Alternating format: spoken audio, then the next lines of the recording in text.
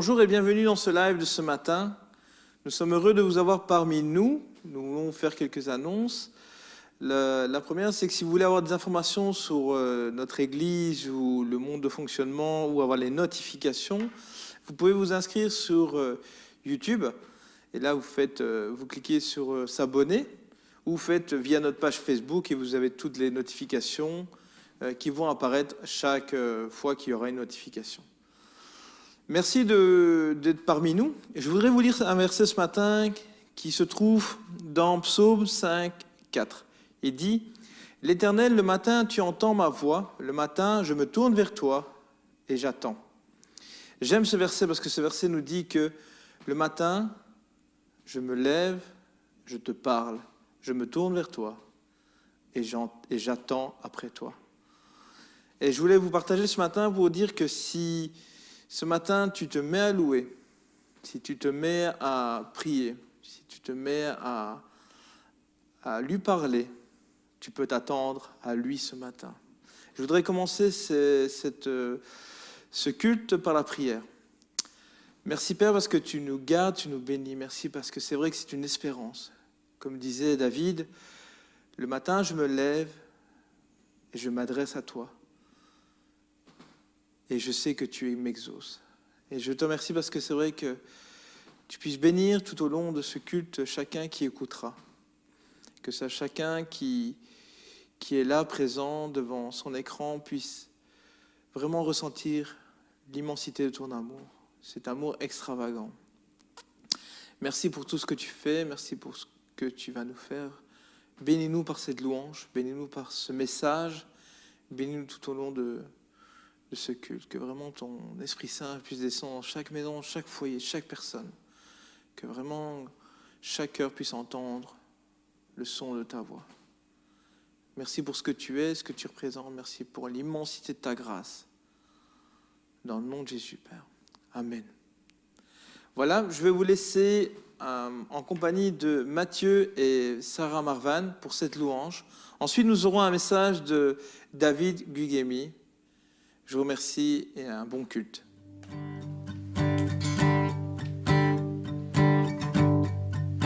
Quand j'invoque ton nom, tu réponds.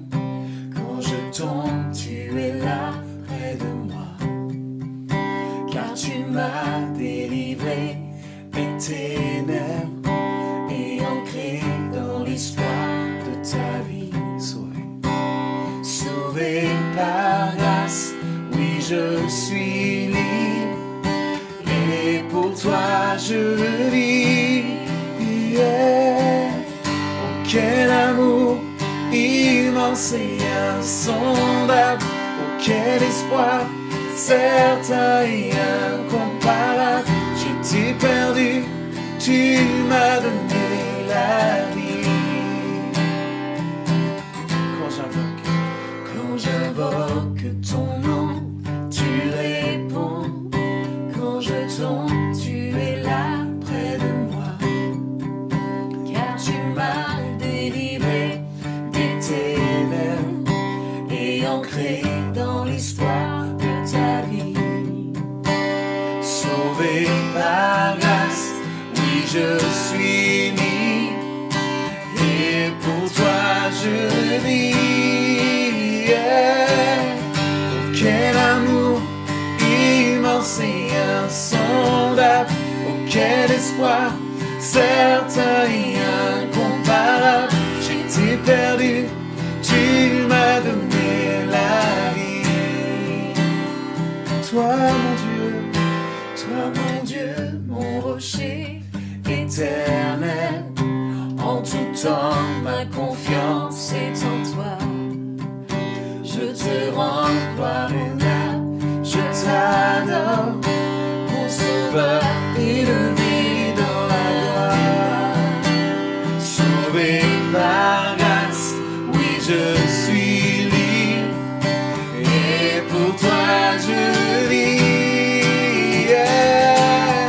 Oh quel amour immense et insondable, oh quel espoir certain et incomparable. J'étais perdu, tu m'as donné la vie. Oh, quel amour, oh, quel amour immense et insondable. Oh, quel espoir certain et incomparable. J'étais perdu, tu m'as donné la vie. Amour venu sauver ma vie. Oh merci, j'étais aveugle, maintenant je vois. Je te vois, amour venu sauver ma vie. Oh merci, j'étais aveugle, maintenant je vois. Je te vois,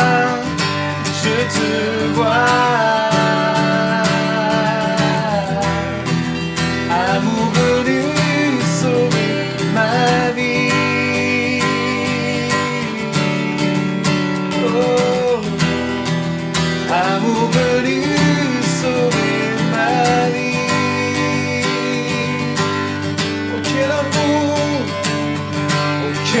amour immense et insondable.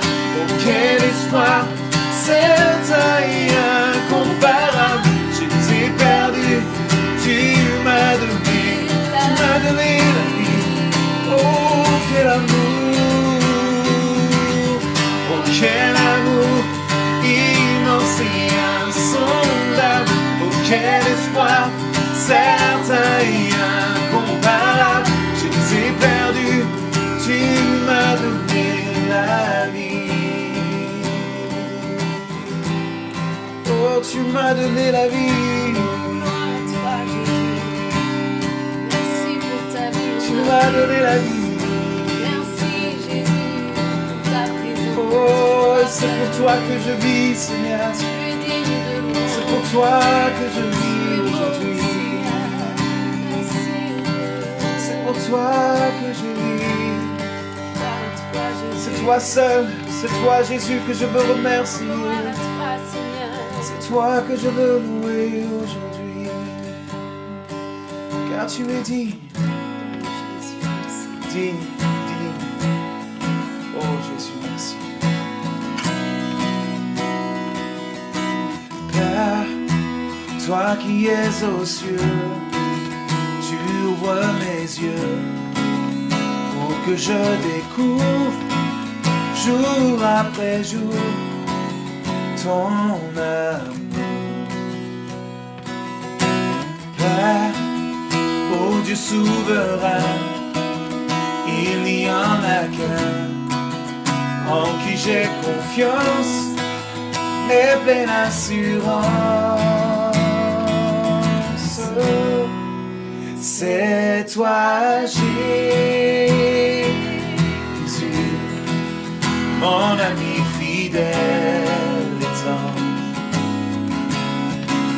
C'est toi Jésus qui peut me comprendre. Oh, c'est toi Jésus, c'est toi Jésus que je veux remercier. C'est toi Jésus que je veux louer. Père, toi qui es aux cieux, Père, toi qui es aux cieux, tu ouvres mes yeux pour que je découvre jour après jour ton amour. Oh oui, Père, oh Dieu souverain, il n'y en a qu'un en qui j'ai confiance et pleine assurance. C'est toi Jésus, mon ami fidèle.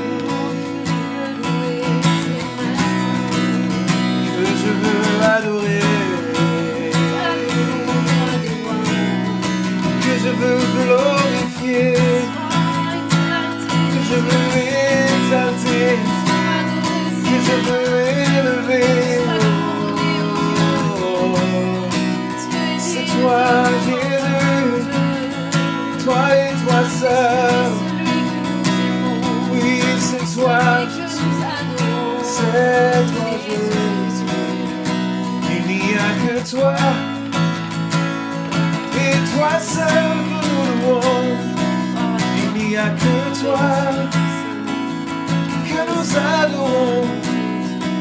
Toi seul est digne.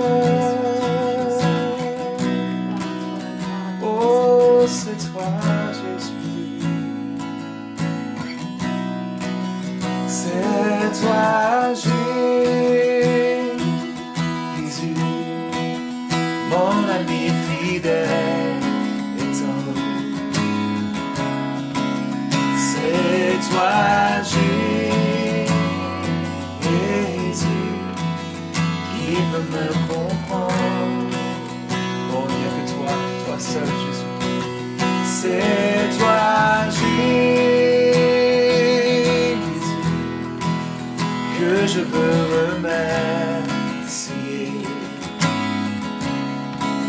C'est toi, Jésus,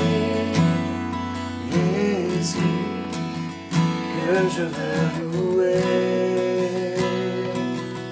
Oh, oui, je te célèbre et je me prosterne. Je veux proclamer ta majesté. En toi tout n'est que grâce, tout est admirable. Dieu, tu es si grand et bon pour moi. Lumière du monde,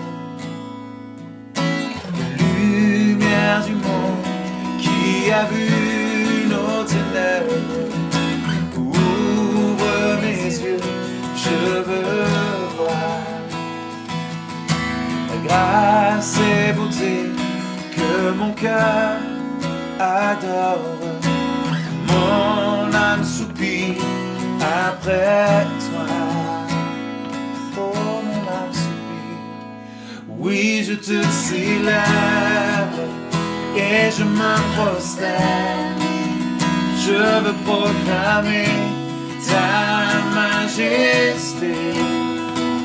En toi tout n'est que grâce, tout est admirable. Dieu, tu es si grand et bon pour moi. Roi de tout temps, roi de tout temps, vers toi vont nos hommages. La gloire au plus haut des cieux. Sur cette terre, tu te fais misérable, humble et petit par amour. Oh Jésus, oui, je te célèbre et je me prosterne. Je veux proclamer ta majesté. En toi tout n'est que grâce, tout est admirable. Dieu, tu es si grand et bon pour moi. Oui, je te célèbre et je me prosterne. Je veux proclamer ta majesté. En toi tout n'est que grâce, tout est admirable. Dieu, tu es si grand et bon pour moi. Je ne saurais jamais le prix de tout ce que tu as subi. Je ne saurais jamais le prix de tout ce que tu as. Je ne saurais jamais le prix de tout ce que tu as subi. Non, je ne saurais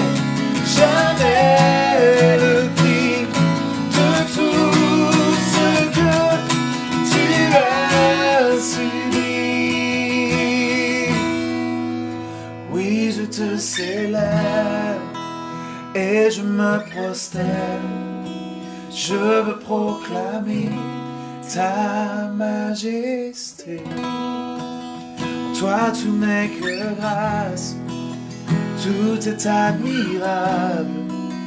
Dieu, tu es si grand et bon pour moi.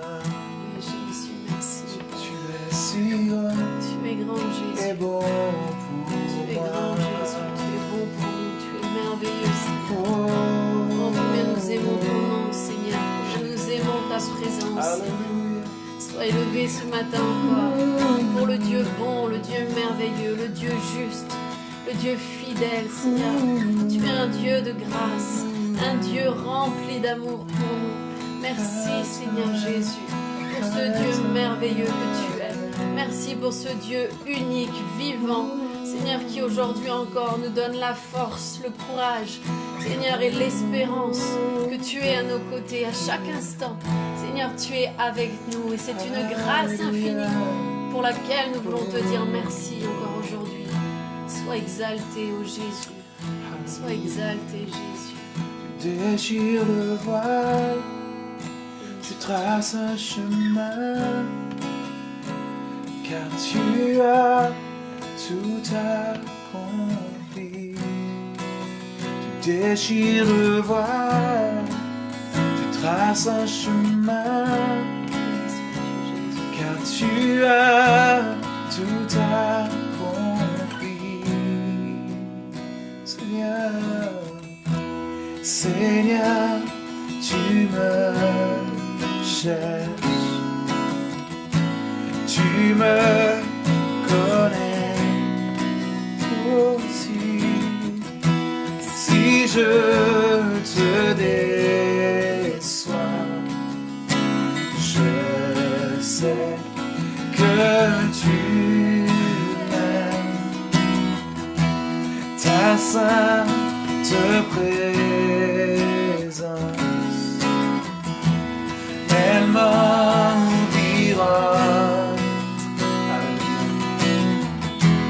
à chaque moment. Je sais que tu m'aimes. Je sais que tu m'aimes. À la croix je me prosterne, où ton sang coula pour moi. Aucun amour n'est plus grand.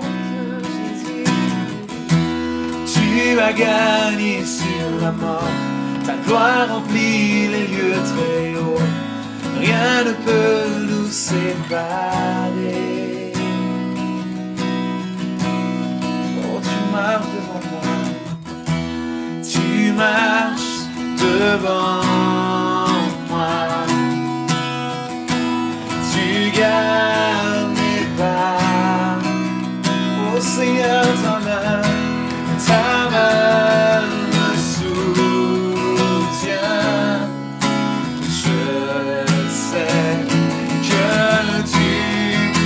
Je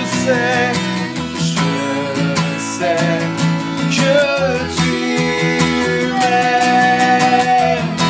À la croix je me prosterne, où ton sang coula pour moi. Aucun amour n'est plus grand. Tu as gagné sur la mort, ta gloire remplit les lieux très hauts. Rien ne peut nous séparer.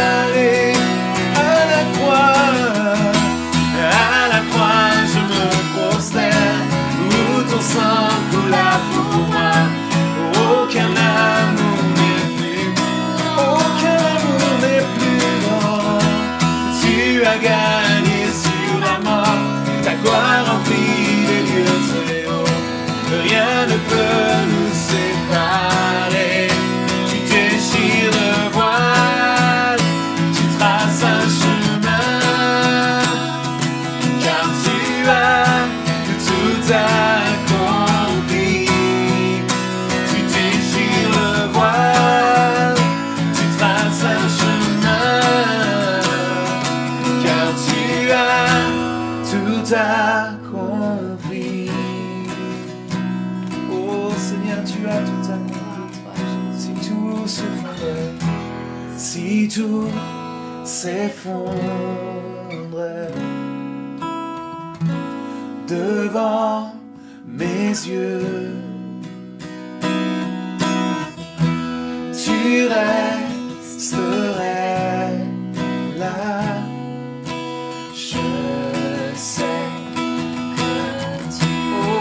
Je sais que tu m'aimes, je sais que tu m'aimes. À la croix je me prosterne, où ton sang coula pour moi. Aucun amour n'est plus grand. Tu as gagné sur la mort, ta gloire remplit les lieux très hauts. Rien ne peut nous séparer.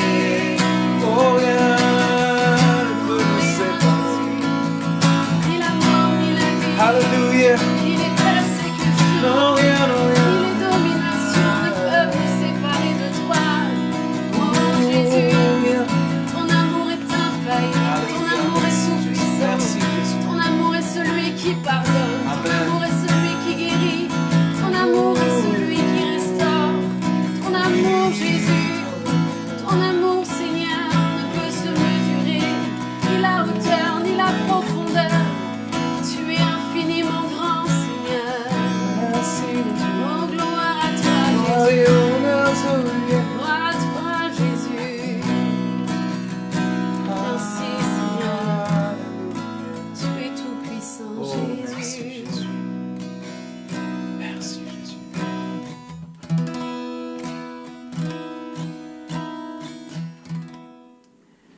Bonjour à tous, c'est toujours un plaisir pour moi de me joindre ici avec vous et de vous apporter le message. Je me dis qu'en nous créant, Dieu a parfaitement bien fait les choses. C'est vrai, quand on y pense, lorsque nous sommes dans le ventre de notre mère, nous n'avons rien à penser.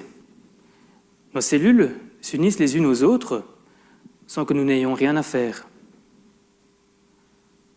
Et petit à petit, ce petit être se dessine. Mais une fois sorti, les choses ne sont pas les mêmes. On nous coupe le cordon qui nous relie à notre garde-manger, mais une fois cette première bouffée d'oxygène, cela nous permet de mettre la machine en route, et elle devient complètement autonome. Nous n'avons pas besoin de penser à respirer, ou de penser à faire battre notre cœur en rythme. Nous n'avons pas pensé à grandir, à vieillir. Nos cheveux, nos ongles, nos poils poussent d'eux-mêmes. Pourtant, si grandir et vieillir ne nous demande aucun effort, avancer dans sa propre vie peut paraître parfois insurmontable, voire impossible. Alors, comment avancer lorsque certaines choses nous retiennent ou nous dévient de notre trajectoire, de notre route? Ce n'est pas toujours de gaieté de cœur que nous nous levons le matin. Certains événements du quotidien nous gâchent la vie et nous empêchent d'envisager sereinement notre avenir. Une expression bien connue nous dit ceci: les jours se suivent et ne se ressemblent pas. J'aime bien cette expression, elle est intéressante.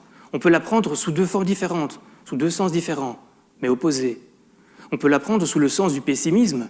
Les jours se suivent et pourtant j'ai l'impression de m'enfoncer encore plus et plus vite. On peut la prendre sous la forme du positivisme. Les jours se suivent, mais je me dis qu'aujourd'hui, si aujourd'hui est une journée moyenne, demain serait peut-être une bonne journée. Plusieurs sont les facteurs qui peuvent nous ralentir, nous freiner, nous détourner, voire même nous arrêter sur notre route. Souvenez-vous de ce groupe australien qui chantait à l'époque « Highway to Hell », AC/DC, qui veut dire « autoroute pour l'enfer ». Moi, ce matin, je vous inviterai plus volontiers sur les routes du paradis. Alors attachez votre ceinture parce que la route est longue. Le premier facteur qui peut empêcher quelqu'un de se mettre en route alors qu'il se met au volant de sa voiture, en général, c'est le conducteur lui-même. C'est le temps qu'il prend pour lui. C'est le temps qu'il prend pour se sentir à l'aise. Il va régler son siège, il va régler ses rétroviseurs. Pourquoi pas régler la fréquence radio, se recoiffer ou se remaquiller? On peut rester beau même si on conduit. Oui, Il faut le dire, être constamment centré sur soi nous empêche carrément de nous mettre en route et d'avancer. Avoir les yeux continuellement braqués sur Jésus est important, parce qu'avoir les yeux braqués sur nous-mêmes est un frein. Dans l'évangile de Jean, au chapitre 14, verset 6, Jésus nous affirme ceci, qu'il est la vérité, qu'il est le chemin et qu'il est la vie.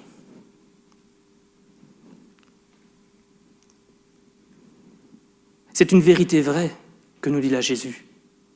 Mais pour en profiter, il nous faut détourner notre regard de ce qui nous freine pour poser les yeux sur Jésus. Il faut bien comprendre que lorsque nous avons le désir d'avancer et que notre regard ne se porte pas sur la route, tôt ou tard, il faut bien se rendre compte que nous allons nous prendre un mur de face. La plus importante des invitations que nous a fait Jésus, c'est de le suivre. Mais pour le suivre, il faut porter notre regard sur lui. Il est le chemin, la vérité et la vie. En lisant les évangiles, nombreux sont les exemples où Jésus lance cette invitation à le suivre. C'est le cas de Simon et de son frère André, lorsque Jésus longe le lac et qu'il les voit. Un peu plus loin, c'est le cas de Jacques et de son frère Jean. Il leur lance également cette invitation. Un peu plus tard, pensons également à Lévi, Matthieu, qui est derrière son poste de péage, et Jésus lui dit « Suis-moi ».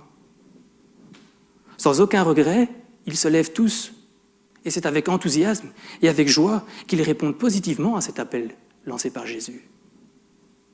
Mais souvenez-vous que les disciples de Jésus étaient bien plus nombreux que 12. Ils étaient plus d'une centaine. Dans la parole, on nous explique que Jésus s'est retiré sur la colline toute une nuit pour prier, et qu'après avoir prié toute la nuit, il a appelé tous ses disciples. Et on nous dit également que parmi ses disciples, Jésus en a choisi 12, qu'il a nommés apôtres. On pourrait dire que si certains ont été appelés, d'autres ont choisi délibérément de le suivre, sur base de ce qu'ils ont entendu ou de ce qu'ils ont vu. Mais on pourrait dire alors qu'il n'y a pas forcément d'appel. Moi, je te répondrai ceci ce matin. Oui, Jésus t'appelle. N'oublie pas qu'il est le chemin, qu'il est la vérité et qu'il est la vie, et que nul ne viendra au Père si ce n'est que par lui.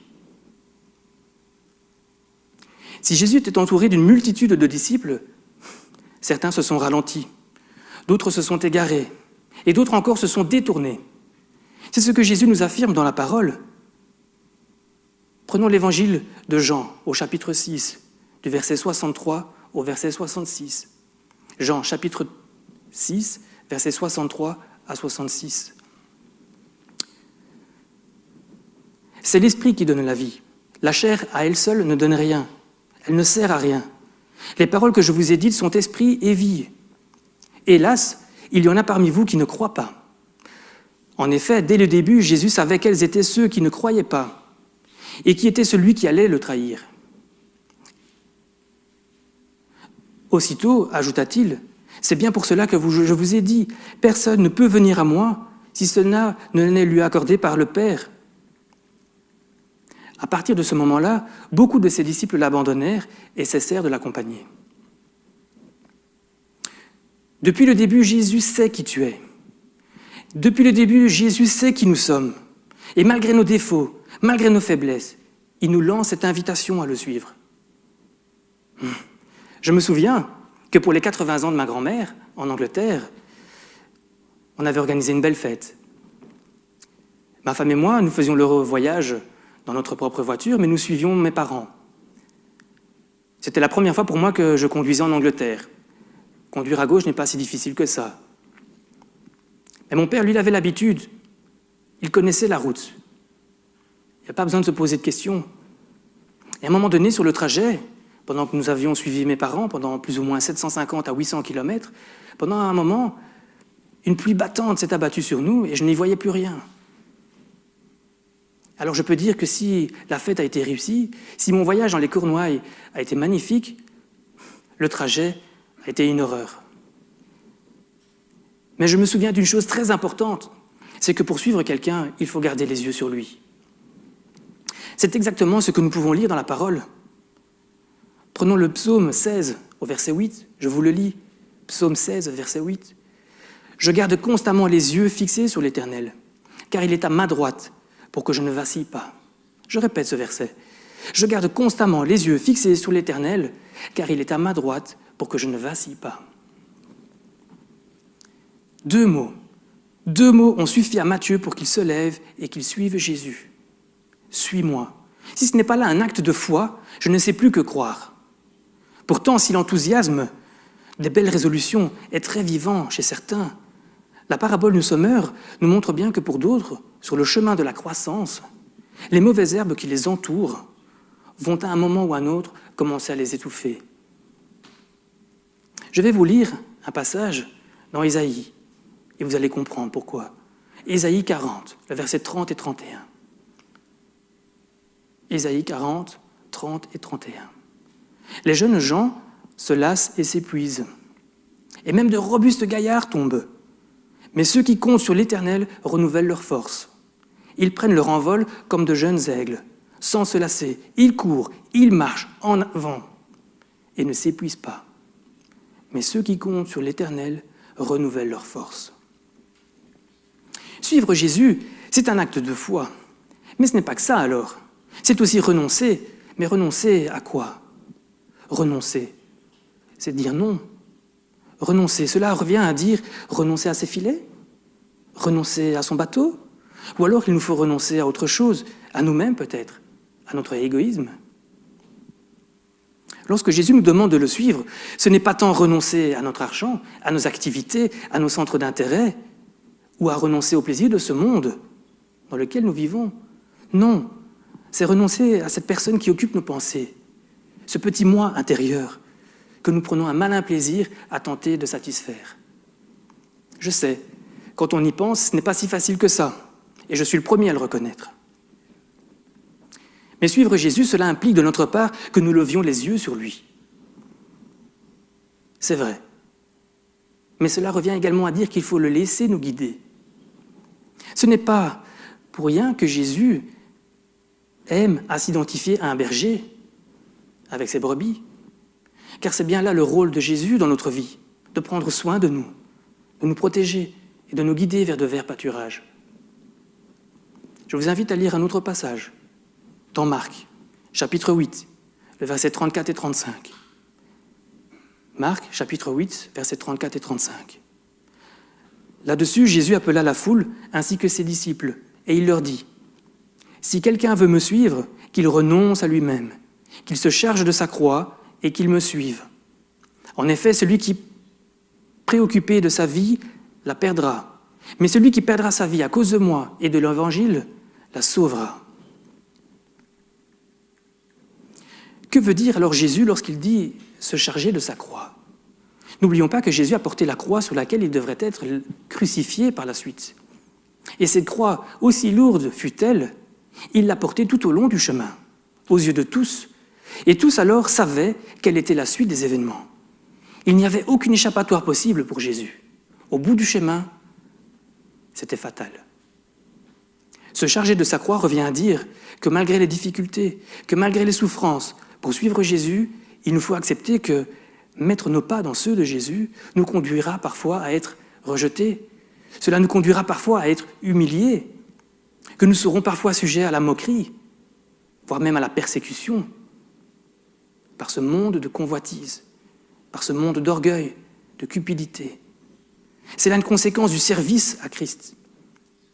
Porter sa croix, c'est assumer le message de Christ. Mais restons réalistes. Il n'est pas si facile que ça à chacun de renoncer à lui-même et de se charger de sa croix. Si pour certains, 2 mots ont suffi pour se lever et se mettre en route, en toute confiance, il n'en est pas de même pour d'autres. Prenons l'exemple de cet homme dont il est fait mention dans le livre de Marc, au chapitre 10. Ce passage nous parle d'un jeune homme riche, possédant le désir ardent de suivre Jésus. Mais il ne savait pas quoi faire ou comment faire. Alors il pose la question à Jésus : « Maître, que dois-je faire pour obtenir la vie éternelle ?» Quand on ne sait pas, on pose la question. « Maître, que dois-je faire pour avoir la vie éternelle ?» Alors Jésus répond à cette question. Et le texte nous dit même que Jésus a porté un regard plein d'amour sur cet homme. Et voici quelle est cette réponse. « Il ne te manque qu'une chose, une seule. Va, vends tout ce que tu as et donne le fruit de cette vente aux pauvres. Il y aura un trésor pour toi dans le ciel. Ensuite, viens et suis-moi. » Il est pour moi plus que certain que cet homme avait compris la portée spirituelle du message de Christ. Mais étant riche, peut-être même très riche, ce jeune homme ne s'attendait pas à cette réponse. Tout vendre, tout abandonner, tout laisser derrière lui, sans remords, sans regret. Cette réponse lui a fait l'effet d'un coup de massue, car le texte se poursuit comme ceci. En entendant ces paroles, l'homme s'assombrit et s'en alla tout triste, car il était riche. Comment cet homme pourrait-il renoncer à lui-même et se charger de sa croix alors qu'il est incapable de renoncer à sa fortune? Je vous pose la question ce matin. Je vous propose de poursuivre notre route. Nous sommes au volant d'une sublime berline. Vous êtes confortablement installés et toutes les aides électroniques fonctionnent. Notre GPS est à jour. À ce stade, normalement, rien ne devrait pouvoir nous empêcher d'avancer. Pourtant, je ne sais pas ce qu'il en est pour vous, mais moi, je vois quelque chose qui me chiffonne dans le rétroviseur. Là, derrière, je vois quelque chose, mais je ne vois pas c'est quoi. Je n'arrive pas à distinguer. Quand on veut avancer sur le chemin et suivre Jésus, nous ne pouvons pas nous permettre de continuellement nous focaliser notre attention sur ce qui se passe derrière nous. Croyez-moi sur parole si je vous dis que suivre Jésus et marcher à reculons est incompatible. Et Luc nous en donne 3 exemples bien marquants. Je vous invite à lire dans l'évangile de Luc au chapitre 9 et du verset 57 au verset 62. Luc chapitre 9 du verset 57 à 62. Pendant qu'ils étaient en chemin, un homme vint dire à Jésus, « Je te suivrai partout où tu iras. » Alors Jésus lui répondit, « Les renards ont des tanières, tu sais, et les oiseaux du ciel ont un nid, mais le Fils de l'homme n'a pas d'endroit où reposer la tête. » Jésus dit à un autre, « Suis-moi. » Mais cet homme lui dit, « Seigneur, permets-moi d'abord que j'aille enterrer mon père. » Alors Jésus lui répondit, « Laisse à ceux qui sont morts le soin d'enterrer leurs morts. Quant à toi, va proclamer le royaume de Dieu. » Un autre encore lui dit, « Je te suivrai, Seigneur, mais permets-moi d'abord que je fasse mes adieux à ma famille. » Jésus lui répondit, « Celui qui regarde derrière lui, au moment où il se met à labourer avec sa charrue, il n'est pas prêt pour le royaume de Dieu. »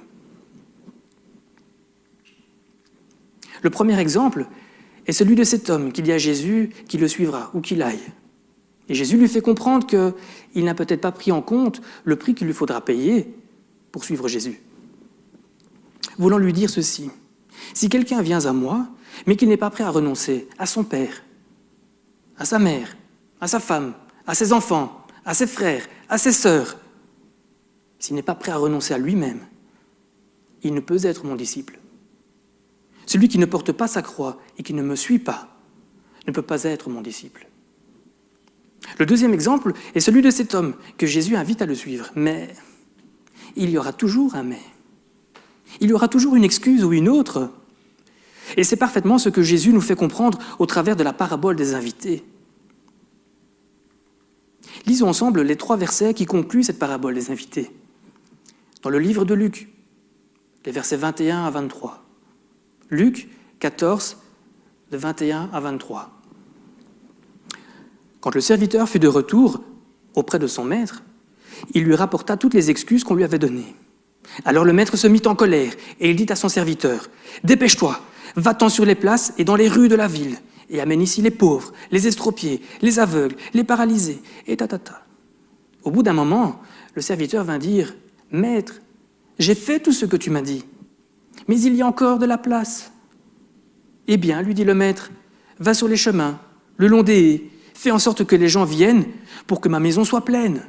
Mais une chose est sûre, pas un seul des premiers invités ne goûtera à mon festin. » Une chose est sûre, il y aura beaucoup d'appelés et peu d'élus. L'entrée du royaume est réservée à ceux qui le cherchent. Il ne suffit pas d'avoir côtoyé. Il faut le chercher et le désirer. Le troisième exemple est celui de cet homme qui réalise ce qu'il lui en coûtera de suivre Jésus, mais il ne me semble pas prêt à laisser son passé et sa vie complètement derrière lui. Suivre Jésus. Que signifie suivre Jésus? Récapitulons. Suivre Jésus signifie premièrement qu'il nous faut accepter Jésus comme guide et lui accorder toute la priorité, toute notre attention. Dans un deuxième temps, suivre Jésus signifie faire le deuil de tout ce qui pourrait être un frein à le suivre. Et dans un troisième temps, suivre Jésus, cela veut dire porter sa croix. Que les choses soient claires pour tout le monde. Ce n'est pas une mince affaire que de garder le focus sur Jésus. Il nous arrive tous de reléguer Jésus en arrière-plan, en second plan. Ce n'est pas la plus aisée des entreprises que de gérer ses propres priorités, Tout comme le fait d'abandonner son sac avec son lot d'activités, de centres d'intérêt, de freineurs, de toutes ces choses qui mangent notre temps et qui occupent notre esprit ailleurs. Alors qu'en est-il de se charger de sa croix? Jésus est très explicite avec nous, car il nous dit ceci: si et seulement si quelqu'un veut venir après moi, qu'il renonce à lui-même, qu'il se charge de sa croix tous les jours et qu'il me suive.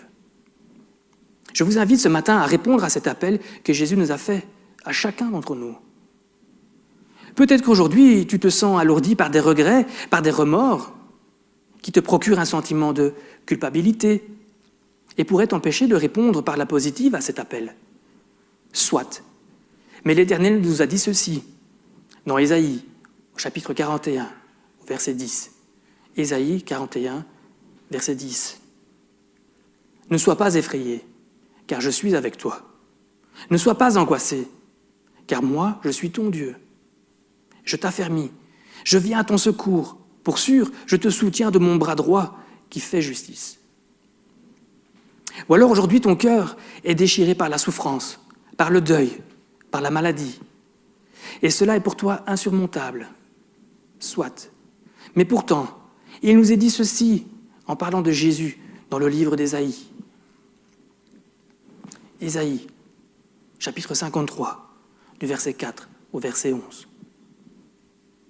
Pourtant, en vérité, c'est de nos maladies qu'il s'est chargé, et ce sont nos souffrances qu'il a pris sur lui, alors que nous pensions que Dieu l'avait puni, frappé et humilié. Mais c'est pour nos péchés qu'il a été percé, c'est pour nos fautes qu'il a été brisé. Le châtiment qui nous donne la paix est retombé sur lui, et c'est par ses blessures que nous sommes guéris. Nous étions tous errants, pareils à des brebis. Chacun de nous allait par son propre chemin. L'Éternel a fait retomber sur lui les fautes de nous tous. Il a été maltraité, il s'est humilié, il n'a pas dit un mot. Semblable à un agneau mené à l'abattoir, tout comme la brebis muette devant ceux qui la tondent, il n'a pas dit un mot. Il a été arraché à la vie avec violence suite à un jugement. Et qui, parmi les gens de sa génération, s'est soucié de son sort lorsqu'on l'a retranché du pays des vivants? Il a été frappé à mort à cause des péchés que mon peuple a commis. On a mis au tombeau avec celui des criminels et son sépulcre avec celui des riches, alors qu'il n'avait pas commis d'acte de violence et que jamais ses lèvres n'avaient produit la tromperie. Mais il a plu à Dieu de le briser par la souffrance. Bien que toi, Dieu, tu aies livré sa vie en sacrifice de réparation, il verra une descendance. Il vivra des jours longs et il accomplira avec succès ce que désire l'Éternel. Car après avoir tant souffert, il verra la lumière et il sera comblé. Beaucoup de gens le connaîtront et pour cela, mon serviteur, le juste, leur accordera le statut de juste et se chargera de leurs fautes. Ce texte prophétique est merveilleux Parfois, lorsque les choses ne vont pas dans ma propre vie, personnellement, je repense à ce que Jésus a dû endurer, à ce qu'il a fait pour que je sois justifié. Alors il me paraît évident que ce que j'éprouve à ce moment-là, que ce que j'endure, n'a rien de comparable. Et puis, la parole ne nous a jamais promis que nous ne souffririons pas. Bien au contraire, les textes sont clairs, il nous faudra souffrir pour un moment. Par contre, la parole nous affirme également ceci. Quoi que nous ayons à endurer, quelles que soient nos souffrances, nous ne serons jamais seuls pour les endurer et les affronter. Bien plus encore, la parole nous affirme même que nous n'aurons jamais à souffrir une souffrance que nous ne serions à même de supporter, de surmonter. Alors, qu'est-ce qui te retient ce matin? Qu'est-ce qui te retient aujourd'hui pour lancer ta ligne et devenir pêcheur d'hommes? J'en arrive à ma conclusion. Suis-moi. Suis-moi. C'est l'invitation qui nous est faite par Jésus. Cette invitation, je vous rassure, elle est gratuite et elle est éternelle. La seule question qui se pose aujourd'hui est de savoir comment tu vas y répondre. Certes, le chemin sur lequel tu t'engages, le chemin sur lequel nous nous engageons, est le chemin céleste vers le royaume de Dieu.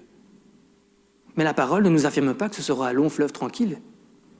Bien au contraire, il me paraît évident qu'humainement parlant, ce chemin est pavé de difficultés, d'épreuves, de souffrances. Mais cela n'a rien en comparaison à ce qui nous sera révélé. Jésus ne te demande pas littéralement de quitter ta femme ou ton mari et d'abandonner tes enfants, de tout vendre, de vivre comme un ermite ou de devenir moine en faisant vœu de chasteté et de pauvreté. Non, ce n'est pas la demande de Jésus aujourd'hui. Ce que Jésus nous demande, c'est de ne pas nous focaliser sur les biens que nous possédons ou que nous désirons posséder. Ce que veut Jésus, c'est que nous nous focalisions sur lui et sur comment nous allons le suivre et le servir. Les choses que nous voyons sur terre sont périssables. Tout n'est que poussière et tout retournera forcément à la poussière. Cela n'a rien de comparable avec les choses que nous ne voyons pas, qui sont quant à elles éternelles. Une chose est certaine, notre vie sur terre n'est qu'une succession de choix qu'il nous faut faire, que nous le voulions ou non. Ces choix vont du plus petit, plus insignifiant, au plus important. Mais quel que soit ce choix qui s'offre à toi aujourd'hui, il n'est en rien comparable à cette invitation qui t'est faite. Suis-moi. Suis-moi. Amen. Je vais maintenant, si vous le voulez bien, prier pour clôturer ce culte. Seigneur, Père, merci Seigneur parce que tu as souffert pour nous, Seigneur. Plus important encore, Seigneur, tu nous invites à te suivre. Tu nous tends la main, Seigneur, et tu nous invites à te suivre. En sachant que tu nous guides, Seigneur, je ne peux que dire oui. Seigneur, tu sais qui est là, tu sais qui nous a entendus, tu sais qui écoute, Seigneur, tu sais tout. Depuis le premier jour, tu sais qui croit. Tu savais qui allait te livrer. Et pourtant, Seigneur, tu t'es livré, sans rouspéter, sans dire un mot. Merci, Seigneur. Aide-nous, Seigneur, pas à pas à te suivre. Aide-nous, Seigneur, à rester fidèles, à porter notre regard sur toi. Guide-nous. Dans le nom de Jésus. Amen. Bon dimanche.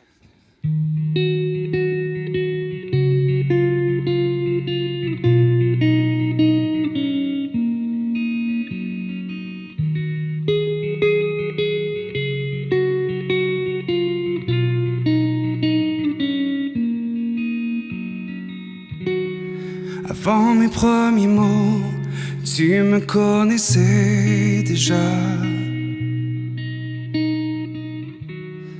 Oui, tu es si bon envers moi.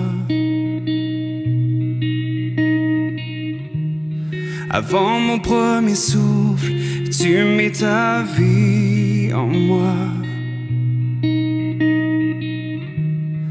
Oui, tu es si tendre envers moi.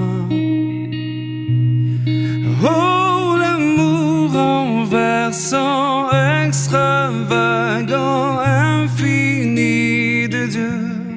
Sans faiblir, il me cherche, il me poursuit, me ramène à lui. Je suis indigne et sans mérite, mais pour moi tu t'es livré. Oh, l'amour renversant, extravagant, infini de Dieu. Oh, oh.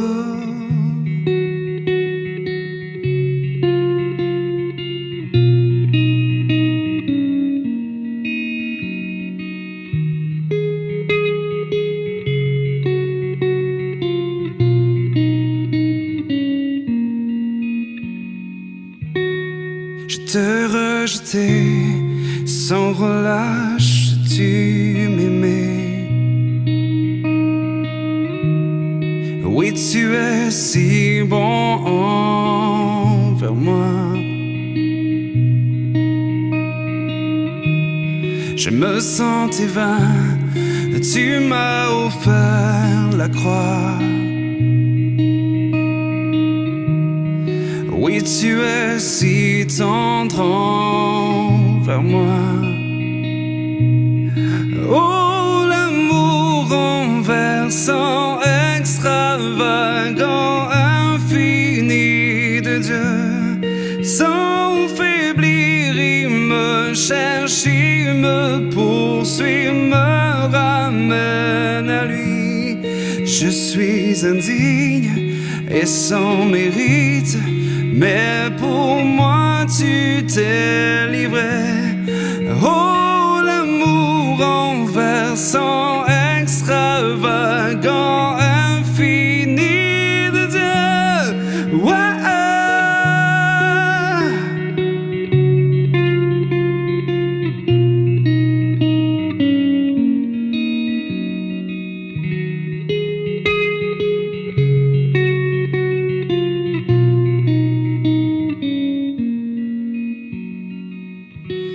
Aucune ombre n'est trop sombre, ni monde trop élevé pour que tu me cherches. Aucun mur ne peut résister, ni mensonge tenir, sans fin tu me cherches. Aucune ombre n'est trop sombre, ni monde trop élevé pour que tu me cherches.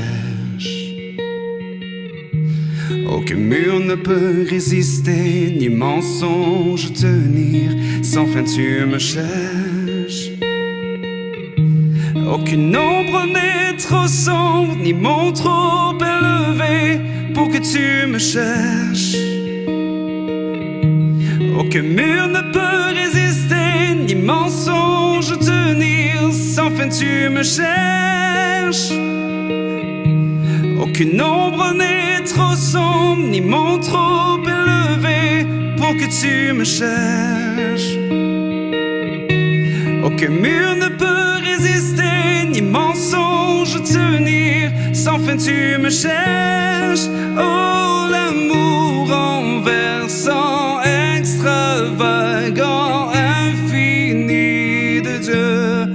Sans faiblir, il me cherche, il me poursuit, me ramène à lui.